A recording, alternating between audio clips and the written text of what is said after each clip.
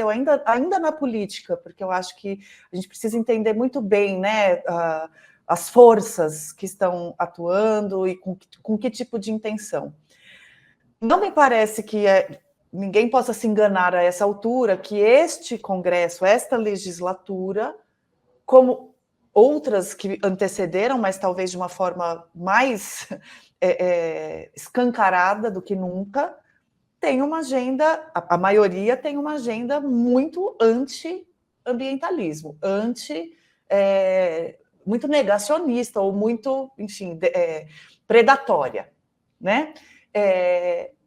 Na tua avaliação, como é que a gente olha as responsabilidades, né? Então, assim, a gente está no meio de uma crise desse tamanho, tem pacotes de destruição avançando e tal. E aí a gente já falou do presidente Lula, eu quero te ouvir um pouco sobre o legislativo. Olha, quando você pega o Congresso, se você pegar a pauta do Congresso hoje, você olhar para o que eles estão votando lá, você diz, bom, eles estão achando que o que está acontecendo no Rio Grande do Sul é pouco, né? Porque querem causar mais prejuízo, querem piorar a situação. É uma avalanche, são centenas de projetos de lei que destroem proteção de floresta, proteção de rio, proteção de cidade, agrotóxico, tem projeto de lei que cria caça de animais no Brasil por esporte, tem de tudo. Assim, é um festival de crueldades com o meio ambiente que você tem lá. Então, uma coisa, nós separamos, inclusive, no site do Observatório do Clima, tem lá uma lista de 25, que são os 25 selecionados, são aqueles que estão já em algum trâmite aí mais avançado e que vão aumentar o desmatamento da Amazônia, desproteger o bioma Pampa, por exemplo. Tem um projeto de lei lá que acaba com a proteção do bioma Pampa, que majoritariamente é o que forma o ecossistema do Rio Grande do Sul, né? A gente tem fim do licenciamento ambiental. É importante a gente entender uma coisa. Qualquer solução para essa situação de clima é uma solução estatal. O planejamento vai ser estatal, os recursos vão ser estatais, o regramento vai ser estatal, o socorro, como a gente está vendo agora, aqui que a gente chegou nessa situação trágica, ele é estatal. Ele começa, você tem os voluntários, você tem a iniciativa privada que precisa participar disso, mas quem vai impor o regramento, quem vai mudar a legislação, quem vai dizer para onde o dinheiro tem que ir, quem vai fazer, por exemplo, o mapeamento das áreas de risco que já estão feitas e saber o que tem que ser feito em cada uma dessas áreas de risco, qual é a obra de engenharia, se a gente vai ter que deslocar pessoas e tal. Isso aqui é um trabalho do Estado brasileiro. Quem comanda o Estado brasileiro são os políticos que nós elegemos. E nós elegemos, e existe hoje no Congresso brasileiro, pessoas que se dedicam dia e noite a destruir o meio ambiente no Brasil. Destruir. Esse é o foco daquelas pessoas. Então, nós vamos ter que ou mudar a mente desses políticos, ou mudar esses políticos. Ou nós vamos ficar com uma situação de piora contratada gravemente para o próximo período. E existem alguns que, infelizmente, você vê que não há retorno. A gente tem um deputado federal do Rio Grande do Sul que ele chegou a gravar um vídeo com água pela canela. E ele continua numa entrevista dizendo que ele estava com água pela canela, o bairro dele inteiro submerso, dizendo que mudança do clima não existe. Então, realmente, nós vamos precisar mexer um pouco nessa composição do que temos hoje de comando no país. Os que acreditam, os que veem, né, os que não são negacionistas, vão precisar acelerar mais, pisar nesse acelerador das soluções, pisar nesse acelerador da responsabilidade. Os que são irresponsáveis, realmente, não tem mais tempo para perder, né? Essa gente não vai nos dar a resposta, a gente precisa pensar muito bem em quem nós vamos colocar nessas cadeiras, porque o clima já vai nos trazer uma situação extrema. Essas pessoas estão lá para agravar. Agora, isso é um ponto muito central, inclusive, da democracia e de como a democracia tem funcionado, né, Márcio? Porque muitas dessas pessoas que estão lá com essa agenda de destruição, embora sejam representantes do povo, são também representantes de uma parte de corporações que são predadoras, que são destruidoras, né? Então, sobrepõe o interesse corporativo ali, fica sobreposto, né? Como é que você enxerga essa camada antes da... a gente falou um pouco da sociedade civil, por assim dizer, né, e do voto, e essa camada corporativa, como é que você está entendendo As pessoas, por que está demorando tanto para cair a ficha se as mudanças climáticas, os eventos extremos causam prejuízo? Eles precisam também entender que eles não vivem desacoplados de uma realidade da população. Eles não estão em outro planeta e as tragédias acontecendo aqui. Todas essas tragédias, elas têm um efeito econômico gigantesco de forma negativa. Obviamente, isso vai afetar o negócio de todos. Olha, se a gente olhar no microcosmos agora do Rio Grande do Sul, nós podemos ver o seguinte: bom, em algum momento, a gente espera que o mais breve possível as águas vão baixar. As pessoas vão voltar para suas casas, vão retomar suas vidas. Ninguém sabe. Sabe por quê? Porque você vai voltar para sua casa e a padaria não vai estar funcionando, a creche não vai estar funcionando, o posto de saúde não vai estar funcionando, a capa da rua não está lá, né? A escola não está lá, o aeroporto não está funcionando, o porto foi devastado. Qual é o normal a que se vai voltar? Tudo isso gera um impacto econômico gigantesco. Então você tem várias indústrias, empresas que ou foram arrasadas pela chuva, ou não vão ter mão de obra, não vão ter materiais, não vão ter insumos, não vão ter como trabalhar, não tem como se reerguer, não tem como se restabelecer. A pessoa volta para a casa dela, a padaria não está lá, mas às vezes ela tem um emprego na padaria, ou tinha, né? Então você vai gerar desemprego, a economia não gira. Então isso afeta os negócios de todos. Quando a gente precisa tirar dinheiro do caixa do governo para você atender tragédias, emergências, você está tentando andar o mínimo para trás possível, mas para frente você não está andando. E quando a economia não anda, ela não tem um progresso, você não tem investimentos, mesmo os investimentos estatais que são fundamentais. Então, o clima, ele atrasa tudo. Um clima extremo, ele descompensa tudo, da vida social, a vida econômica, a vida moral e psicológica das pessoas. Veja, uma pessoa volta para sua região, quem garante para ela que não vai acontecer de novo o que aconteceu dessa vez? Isso tem um peso fundamental para ela saber se ela reabre ou não o negócio dela, né? Se ela amplia ou não o quadro de funcionários, quer dizer, então nós vamos sofrer de incertezas que também afetam a economia.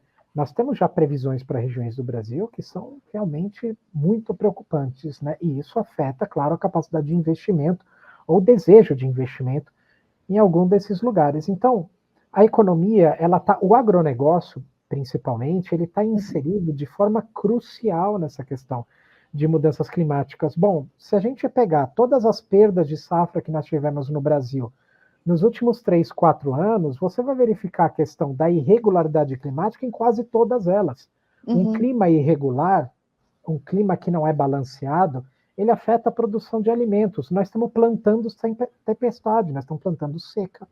Cada projeto de lei que aumenta o desmatamento na Amazônia, cada projeto de lei que tira a proteção ambiental da vegetação natural do Brasil, que tenta roubar a terra indígena, que anistia grileiro de terra, olha, são coisas terríveis que a gente tem no Congresso. Cada um desses projetos está plantando tempestade ou está plantando seca.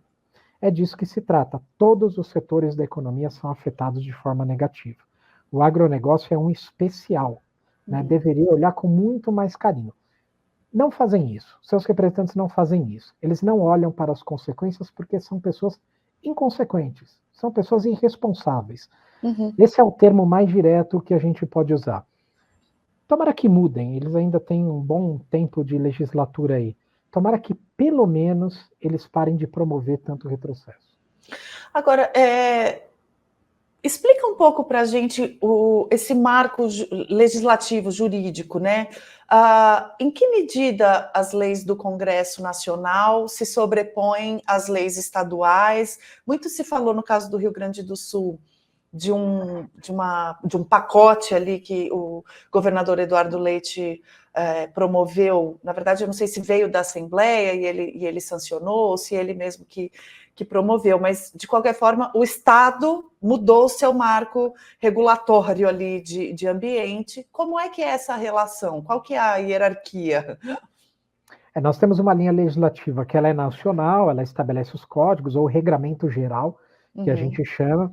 Os estados podem atuar nesse regramento geral, mas sempre melhorando esse regramento, ou impondo mais restrições, ou, enfim, você sempre tem que acrescer uma camada a mais e nunca diminuir. Então, se você tem uma faixa de área preservada, o Estado ele pode aumentar essa faixa, mas ele não pode diminuir.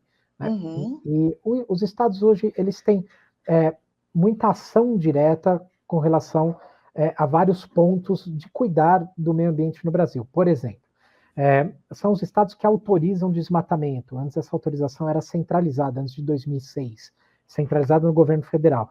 Então, o desmatamento que a gente vê na Amazônia, o desmatamento que a gente vê no bioma Pampa ou no Cerrado, são autorizados pelos governos estaduais, governos locais. Né? Você tem muita legislação de licenciamento ambiental que também fica a cargo dos governos locais. O regramento geral tem que ser respeitado, mas você tem algumas brechas em que você repassa para esses entes subnacionais, que a gente chama os estados e municípios, alguma faixa de decisão, que é o caso do licenciamento, que foi modificado pelo prefeito do Rio Grande, pelo governador do Rio Grande do Sul. Foram centenas de artigos ou de trechos ali do Código Ambiental, foram revistos, foram enfraquecidos. Eu vi até uma reportagem uma declaração do próprio governador dizendo que não foi tão grave assim, não foi tudo isso, veja bem e tal. Bom, primeiro que se as mexidas não foram nenhuma mexida grave, por que foi feito? Né? Segundo, que assim, sim, foram mexidas substanciais que aconteceram. Foram alterações ali que que foram mais complacentes, por exemplo, com ocupações diárias ou com sistemas de licenciamento. É muito mais digno para os políticos virarem e dizerem o seguinte, olha, fizemos algo que não deveríamos ter feito lá atrás. Né? Não sabíamos que a consequência ia ser tão grande. Vamos mudar daqui para frente. E, inclusive, ele pode falar isso em nome de todos os seus colegas, outros governadores, e dizer que fique o exemplo aqui. Né? Se aconteceu alguma coisa ou acontecerá alguma coisa, nós vamos reverter o que foi desfeito. Em nenhum momento o governador disse, olha, nós enfraquecemos a legislação, vamos rever isso tudo. Não, ele quis só pintar de cores menos chocantes o que ele fez lá atrás. Não é menos chocante. Porque se o governador fez isso em 2019, é porque ele não acreditava que as consequências de clima podiam ser tão graves. Ninguém que acredita, que sabe, que está vendo o que pode acontecer, vai enfraquecer o seu código ambiental. Porque se ele fez isso, é uma monstruosidade. Então ele não sabia ou ele não acreditava. Muito bem, se uma pessoa que não acredita, e ele é governador do estado, né, ele não acredita no que vai acontecer, como é que ele vai alertar a sua população?